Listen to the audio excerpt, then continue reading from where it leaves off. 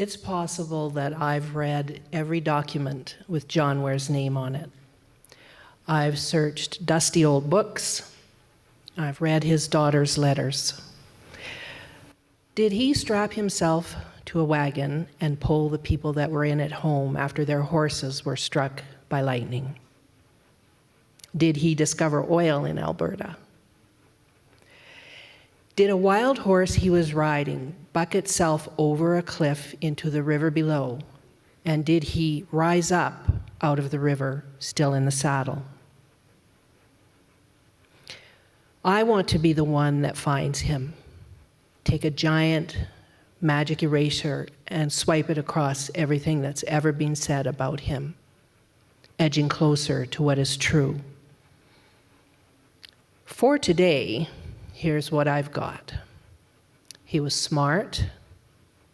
He was funny. He hated fences. Give me land, lots of land under starry skies above. Don't fence me in. Let me be by myself in the rolling sun. Don't fence me in. Let me be by myself in the evening breeze. Listen to the murmur of the cottonwood trees. Send me off forever, but I ask you, please, don't fence me in. I titled this presentation, "We Were Here," because we were literally here. When Miranda and I were in the dressing room earlier, we were looking out the window at tiny little homes that were inhabited by the neighbors of the people who were neighbors to my ancestors when they came many decades ago. I sometimes make the mistake of assuming that everyone in the room knows who John Ware was, so just briefly, he was the only African-American cowboy that was on the first big cattle drive that came up and arrived in September of 1882 into this region.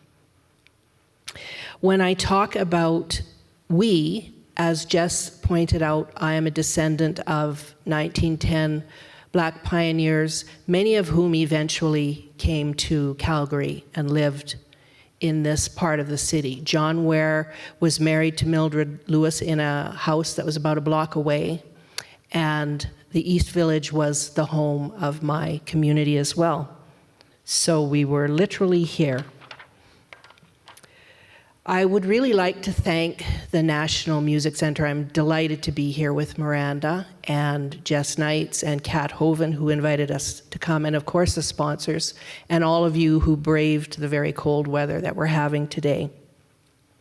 In 2012, the Calgary Stampede was celebrating its 100th birthday.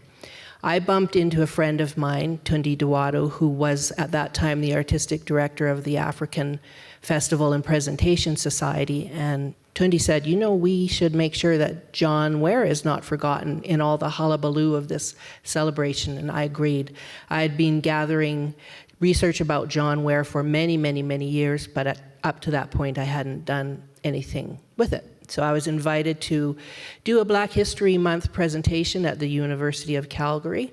I wrote 2 scenes, hired 2 actors, Janelle Cooper and Jessie Lipscomb, and I called Miranda and asked her if she could, she was studying at UBC at the time, I asked her on the phone if she could write a country song with soul that incorporated the flood of 1902 that wiped out the Ware's property, and she said yes. The presentation eventually evolved into a play that was produced here in Calgary first in 2014, and then most recently in Edmonton at Workshop West Playwrights Theatre. The first production was Ellipsis Tree Collective Theatre Company here. And since that time, we have also started working on a National Film Board documentary about John Ware.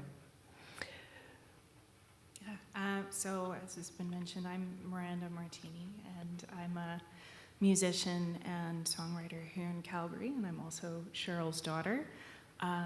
So after that first presentation, in which there were only a couple of songs and one original song, it was successful enough that we talked about who we might bring on board as a second musician.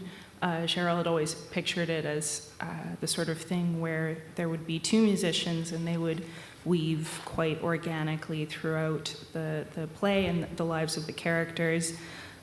So we talked about bringing someone on board and who we might want to work with, and we ended up approaching Chris Demeanor, who is the poet laureate of Calgary at that time.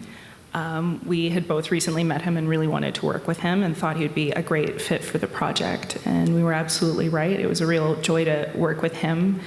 He and I wrote a bunch of new songs together and separately, and then we worked them into the show and performed them, as well as playing the roles of characters that fill out the world around John and Mildred Ware and the other character, Joni. It was a real joy both times. The documentary film that I hope will be finished by the end of this year is going to stick really close to the truth as I know it about John Ware's life. The play, of course, is a work of my imagination. So although the events are based on real events and characters in John Ware's life, of course, it is very much a work of imagination. We're really delighted to be here celebrating Black History Month with you and sharing a few scenes and some of the music from the play. So the first words that I spoke when I sat down, that's all you're going to hear from Joni, the character that is based on my life, because you have the real life me sitting right here, and you're going to hear lots from me anyway. This scene that I'm about to read, this monologue, is John Ware.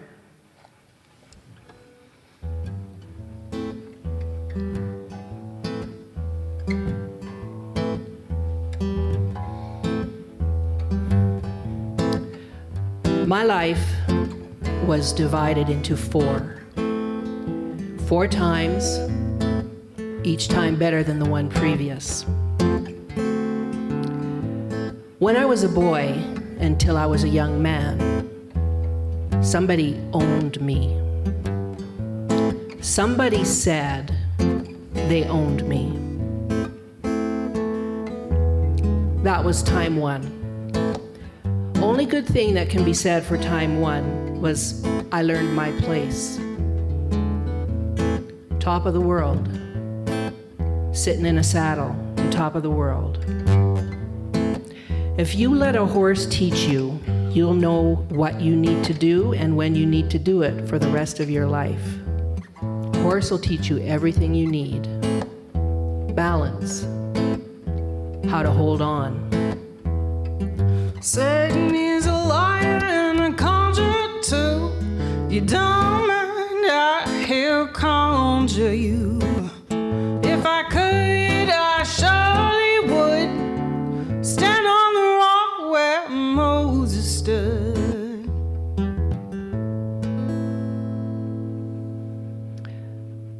Time two came after we managed to get free. Now, I was better off than some. I could ride and rope. There was no shortage of that kind of work that got me out of the South. Of course, I always took a lot of ribbon whenever I signed on with a new outfit, even after I come up here.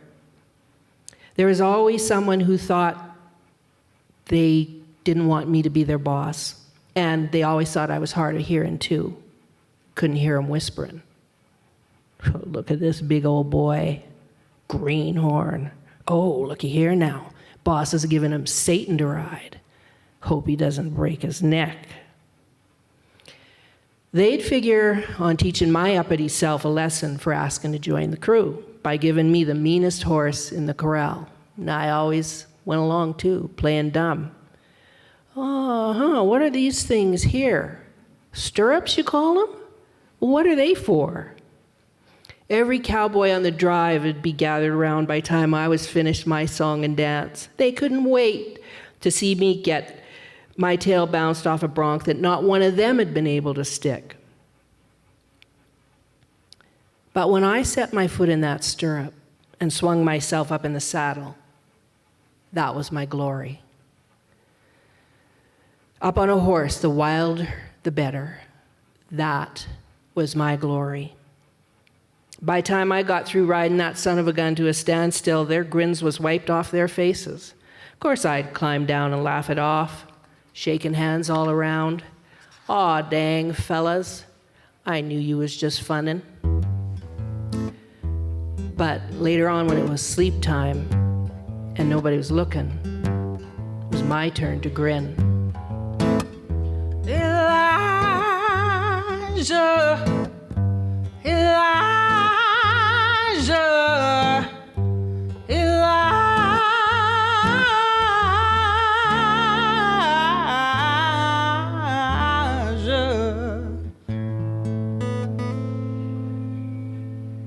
4 times, and each one better than the one before.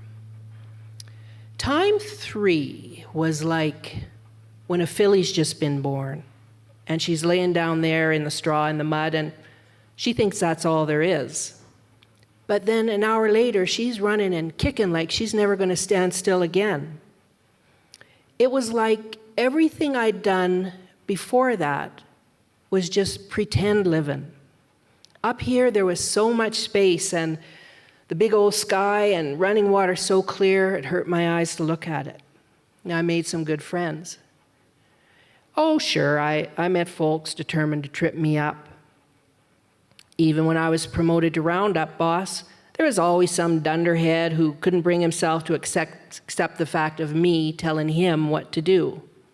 One time, a couple of young bucks took my hatchet without asking, and when I politely warned them it was time to bring it back, they acted like I hadn't said nothing. So I grabbed hold of the biggest one. It's always best to go for the biggest one first. And went to toss him in the creek, but I lost my footing, and we both went in. We must have been there 15 minutes, me dunking him under, then him dunking me under, back and forth like that. He was as strong as me, which was kind of unusual. Finally, he says, "Mister, it was just a joke." Well, I looked him in the eye, and I realized he was telling the truth. It wasn't about him not wanting to accept the fact that I was the boss. I'd almost let myself get thrown off balance by a prank. So I quit trying to drown him. We shook hands. "Still want my axe," I said. We helped each other up the bank, and as soon as I had my feet back on solid ground, I approached the other fella, threw him in the creek. Just in case. I had worked till I had enough to build my own place, get my own herd. Couldn't believe my luck the day I settled it up at the register. My own brand. Me. A lot of folks say, "I never would have dreamed this. I never would have dreamed that." Not me. I did dream it. Every day when I was back in time 1, busting my back for somebody who thought he owned me, I dreamed it. And there it was. I thought it was enough until I saw her.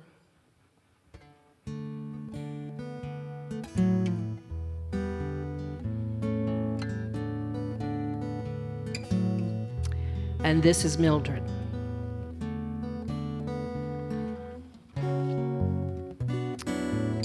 I.G. Baker, Mercantile and Confectionery. The tang of cloth and apples and liniment and leather, all mixed up together and handed to you on a plate like, "Here, Mildred, this is going to be your life now." The whole thing stank of expectations, and I'd spent my life meeting people's expectations. I was the oldest girl of 10 siblings. If my brothers and sisters got to running around, it was always, "Mildred, can't you keep those children quiet?" Well, they're your children, not mine. I felt like saying that, but I never did. I just went along with what was expected. I liked noise. The first night we spent out here, I thought my ears were broken. The street I grew up on in Toronto, King Street, was busy and noisy, and everything was right there. If you forgot something at the dry goods, you turned around and went back for it. Here, if you forgot something, you'd did without. You're not going to get back in the wagon and drive 60 miles because you forgot the broom. My great-grandfather, Daniel Lewis, was free. His son, Henry Lewis, my grandfather, was free. They'd been chased out of Virginia because Henry had the gall to buy his wife's freedom, and they fled to Toronto. Grandpop Henry was a carpenter, but in the winter he harvested ice and sold it all over the city. I loved that ice cart. My Uncle John owned the Dominion Tobacco Works Company and had 75 men working for him. Then he became a lawyer. Uncle Henry was a member of the York Pioneers. Uncle Benjamin ran the bakery and the sausage shop. The Lewises owned so many homes and businesses in Toronto, I started to feel like a queen riding around in Grandpop's ice cart, wrapped in Grandma Frances's fur coat. Look at me. I'm a Lewis. Why? Why leave his carpentry business and our 2-story brick house on King Street and our aunts and uncles and cousins and a whole community of colored folks that were educating their children in Latin to come out here and try to grow rocks? I didn't understand. I went along as expected, and here I was. It was a terrible wrench, but I had my plans. As soon as I had enough money and Jessie got old enough to help with the younger children, I was going back to Toronto to become a school teacher. I was tired of the kind of expectations that had dropped me in a wasteland where the most exciting part of my day was scraping chicken droppings off my good shoes. And the prejudice, that was a wrench too.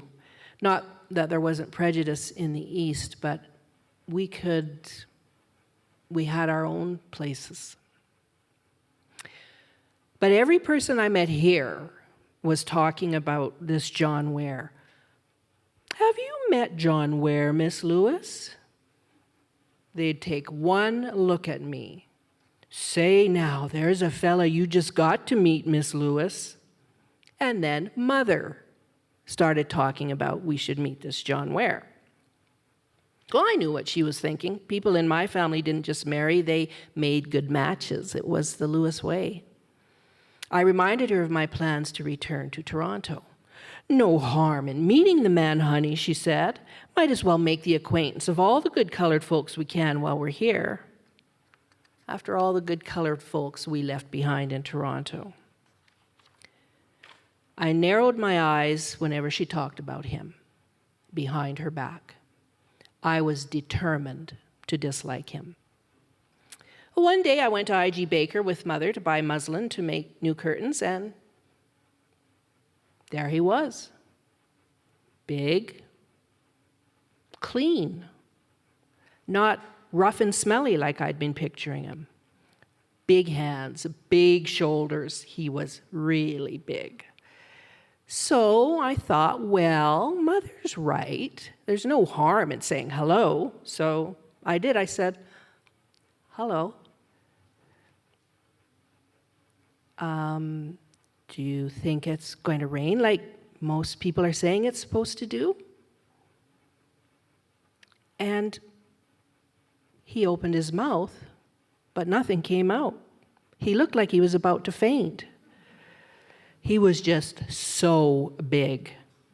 But then when he didn't speak, didn't even respond beyond nodding his head a couple of times, I thought, well, you're big, but is that all? The next time I saw him was at a social at the McCutcheon's place, where he wasn't much better. Finally, when it got late and I was making to leave, he followed me out to the porch and he said, "Careful on that step now, Miss Lewis." And there was a loose board on the stair. I turned back and said,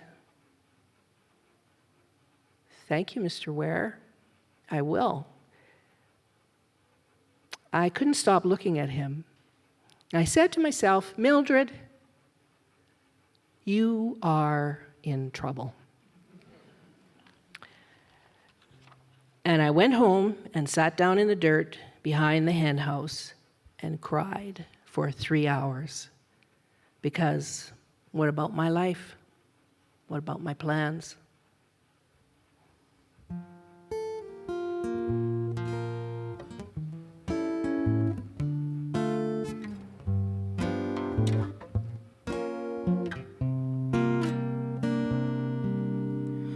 I think her door just opened for me when I saw you smiling that night on the porch. I think all it took to set my soul free was somebody waiting to open the door.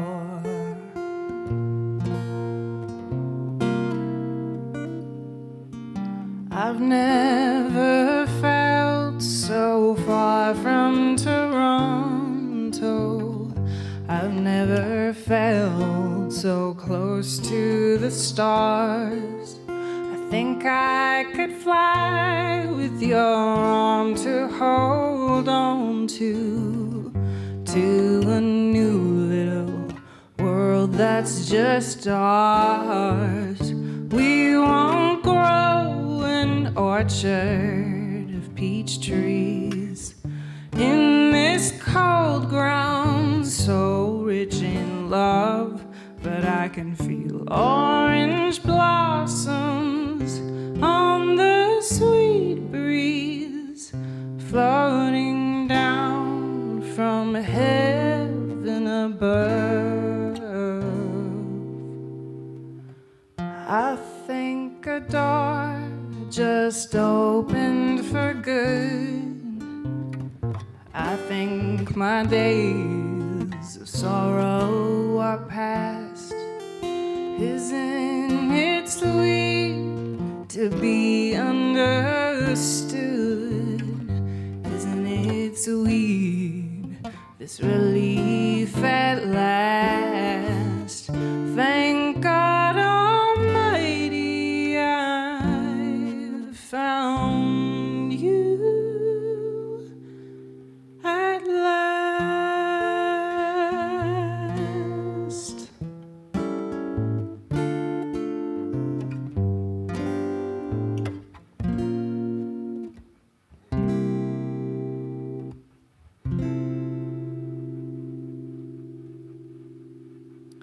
I don't know why she didn't jackrabbit away, but she didn't.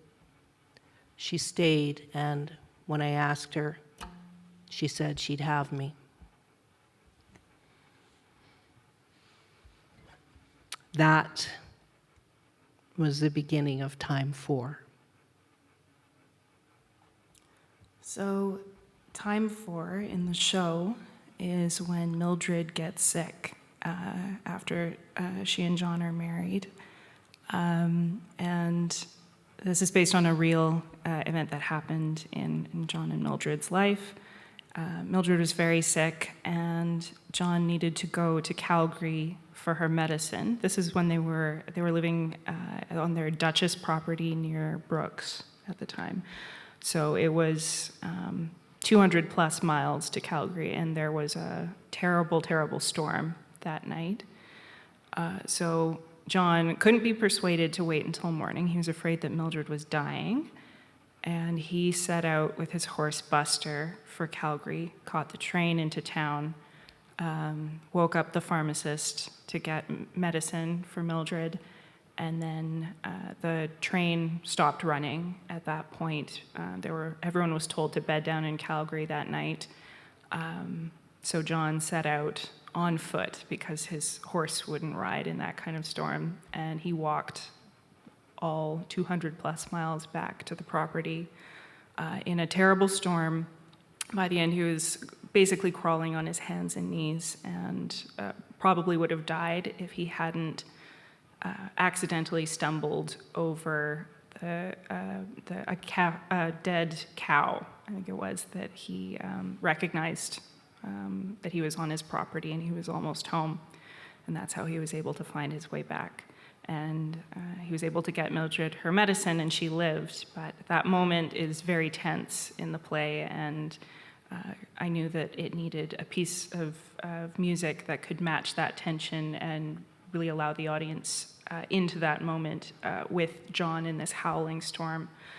And that whole incident took approximately 18 hours from start to finish. So I called this song 18 Hours.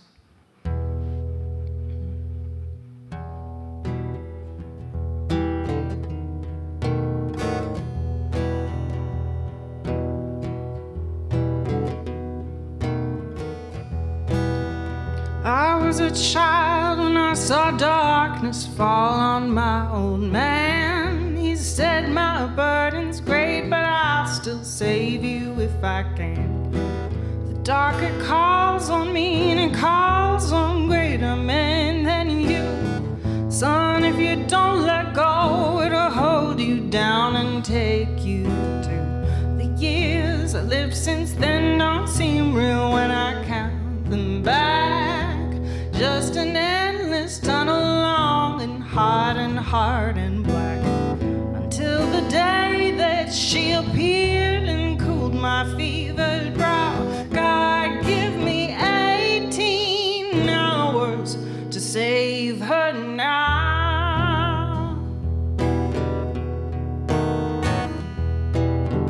It ain't the dark I mind if it wipes out the wretch I've been. But I fear time prowling after notching bones and breaking sin. She's just beyond my reach, though I see her smiling from within. I know she can't be alone when darkness come crashing in. The hours since I left don't seem real when I count them down. Just an endless tunnel, long and hard and spiraling round.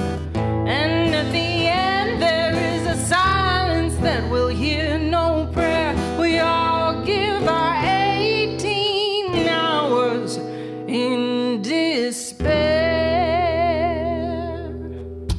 On my knees I learned to stand these many years ago, but only God can raise a tall man just to bring him low.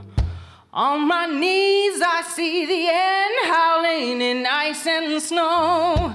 On my knees I see the end that lies in way below. God, give me 18 hours to save my soul.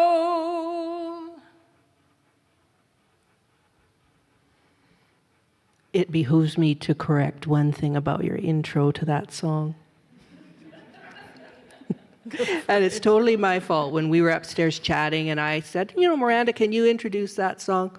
You probably asked me. So he walked all the way back from Calgary. No, it was from I believe it's called Flagstop 729. Brooks didn't really exist as a town yet. They were asked to bed down at the livery stable near Brooks. And so he walked back to Dutchess from there because Buster refused to go. So we apologies. regret the error. So this is the last scene I'm going to share with you. It was one of the first scenes I wrote way back in 2012, and it will be followed by the first duet Miranda wrote for the piece, also back in 2012. It's not the last scene in the play, but it is the last time we see John and Mildred together in the play, and it's the last thing they sing to each other.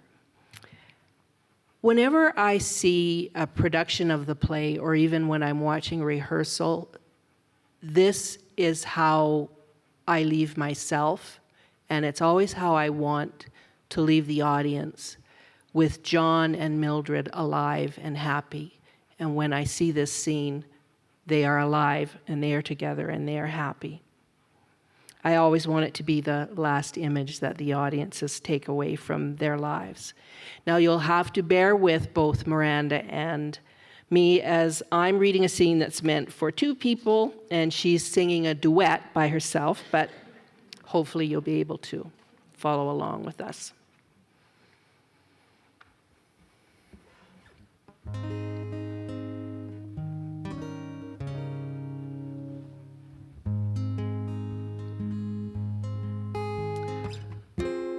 make any horse look beautiful.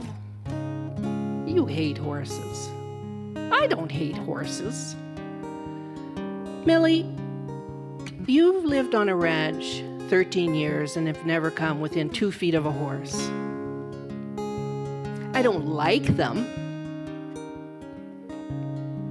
Fine. I hate horses. The mares, the nags, the studs, I hate them all. The only thing worse than the horses are the cows, with their great big heads, and the way they look at you while they're chewing their food. What are they looking at anyway? But you, I never get tired of looking at you on a horse. You look like a god. Don't blaspheme, darling.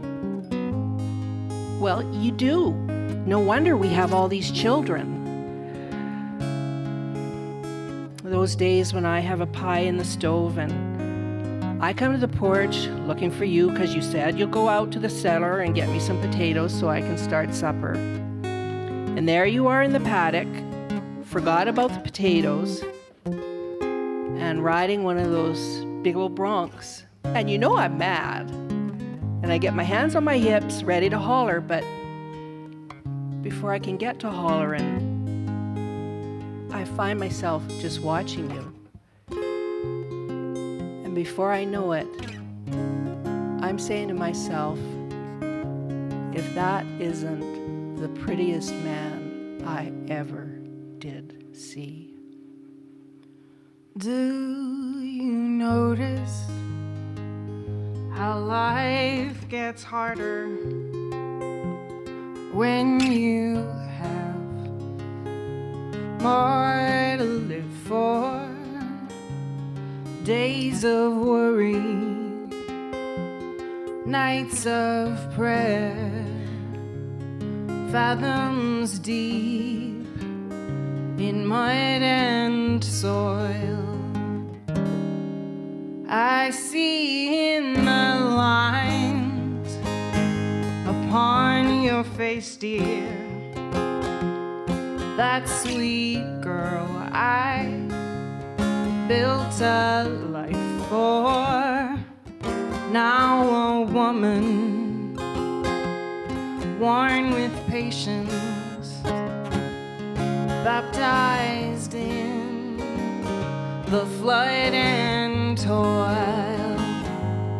But the sky above is big enough to wrap us both up safe and sound. And next year's green is singing to you if you put your ear right to the ground. The stars will shiver when I whisper sweet things to you. And there's always a better you away beyond the blue.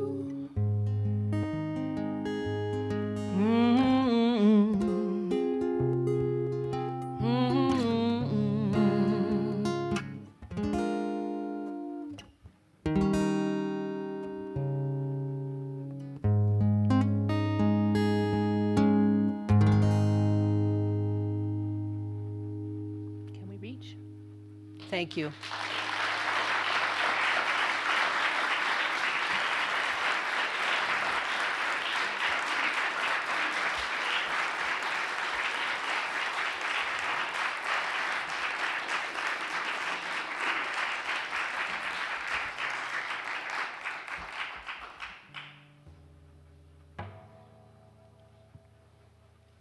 Wow. That was something special. Thank you so much, Cheryl and Miranda. That was such a wonderful story to tell. Now, I don't know about you, but I'd love to get to know them a little bit more today. I have some questions for them. If you have questions, you can put your hands up and let me know, and I might need to ask them into the mic to them for our live stream purposes here. So, Cheryl, when did your journey kind of start with John Ware, and why did you connect with him so much initially?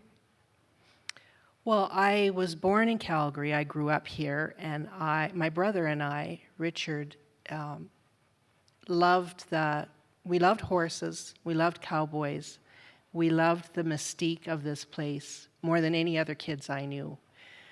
As we grew older, though, we consumed a lot of media about cowboys. We watched the Saturday morning movies, and we read all the books, and we didn't see ourselves or people who looked like us reflected in that mythology. And we gradually began to feel uncomfortable or feel like there was no place for us there. It wasn't for us. When Richard went to the Glenbow Museum for the first time on a school trip, he saw the John Ware exhibit there, and he came home just bursting with the news that this famous cowboy was black.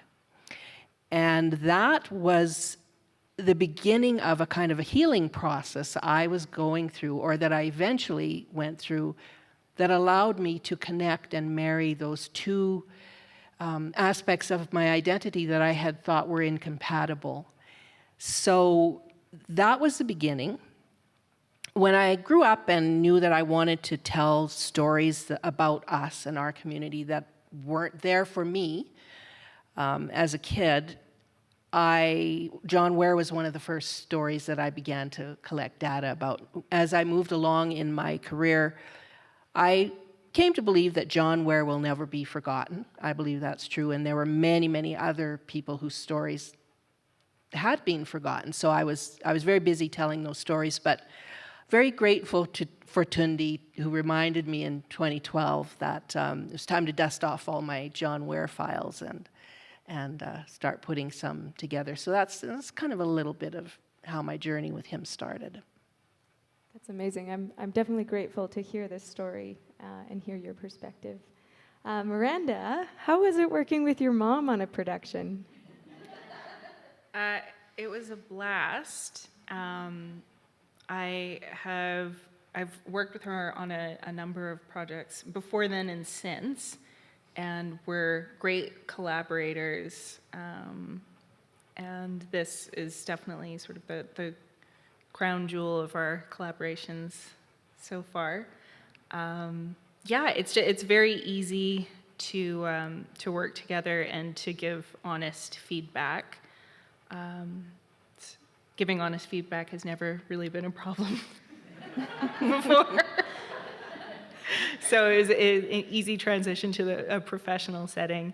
And I really like writing songs with a brief like that's so specific. So when I was doing my undergrad at UBC, she called me and said, "Do you think you could write a duet that's a country song, but make it soulful, and it has to be about the spring flood of 1902. And I was like, sure, yeah.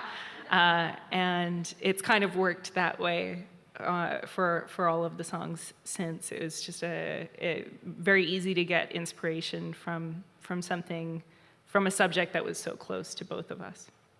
Yeah. Yeah, it's been really interesting. The song that Miranda sang, called Open Door, was not written for the original productions. In fact, it was written, I asked her to write it for the film.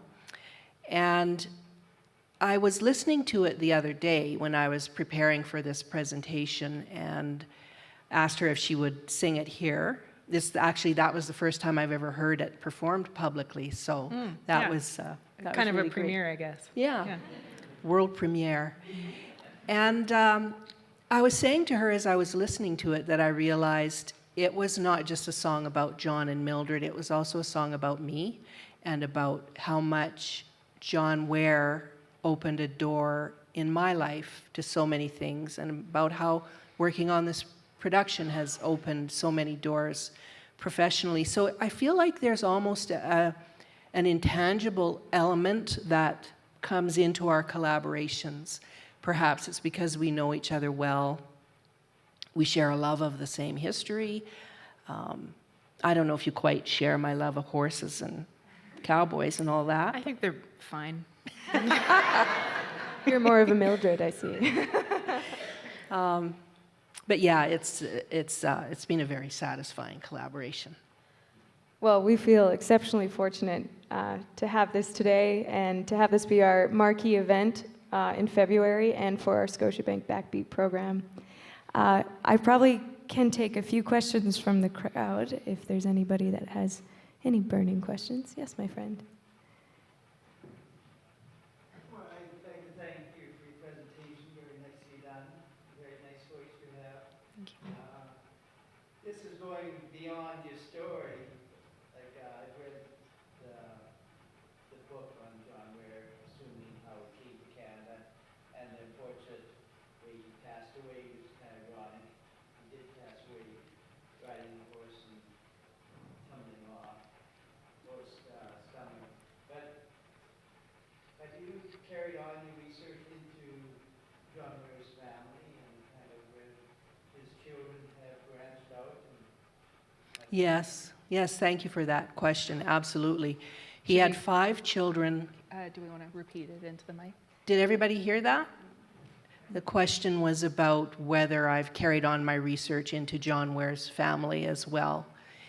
And he had 5 children who survived to adulthood, 1 who died in infancy.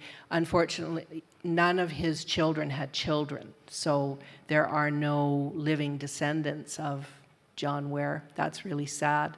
I'm also doing some research right now in the place where I am in the film. I'm not going to share too much about that because I want you all to come out and see it.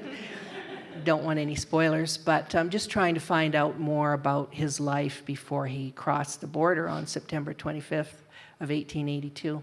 So yeah, carrying on with the research. Thank you. Yes. So, as with history, the cowboys, that there were black cowboys, I know that there was maybe some whitewashing of country music, and I'm wondering if you have any, if there's any great country music people that we should be looking at, or did you listen to any, do you have any sort of research country music at all? Soulful country music. I love that question. So the question was, did we do any research into country music by people of color and addressing the whitewashing of the country music tradition? Maybe you want to speak to this as well, but I grew up, we listened to a lot of country in our house, as well as soul music and jazz, and I had a very rich home for music growing up, and we listened to a lot of Ray Charles's country music, especially. Not everyone who's a fan of Ray Charles knew that he got his start playing in country bands, and had a real love for that music. So, yeah, absolutely. And there is a lot of wonderful, wonderful country music by people of color out there. The roots of country overlap so much with the roots of blues and gospel that it's kind of hard to extricate the genres' histories from each other. Yeah, it was really interesting. There's a brief appearance of the song Stew Ball the Racehorse in the play, which I learned to sing at summer camp. And when we were researching the play, it bubbled up that that song was also a blues song that was sung about an underdog racehorse named Stew Ball that if people had only believed in and bet on, it would have benefited everyone. And that was a really powerful experience because, again, it was like the coming together of my 2 different histories, me at Silver Creek Ranch in southern Alberta singing Stew Ball the Racehorse around the campfire with this incredible, rich and deep meaning to a song about an underdog racehorse. So, yes, we have had, it has been really fun to look at the crossovers between the different musical genres and to kind of bring them together in this piece. If I can elaborate a bit beyond the realm of music, this is something I learned not very long ago that kind of came up in the research of John Ware. Cowboy was originally I believe, kind of a derogatory term used to refer to black ranch hands, stemming from the derogatory use of boy to refer as a diminutive to black men. And eventually the prowess of black ranch hands became so great that that white ranchers wanting to emulate them and their prowess with horses started to identify as cowboys. So the roots of black people in cowboy culture run very, very deep. Yes, there were many, many, many, many, many, many thousands of black cowboys, for sure, and cowboys from many other different backgrounds, also a very rich tradition of Indigenous and First Nations cowboys, Mexican cowboys, Asian cowboys. So it was a much more culturally diverse realm than what we got the picture of when I was a kid watching those movies and reading those books, for sure.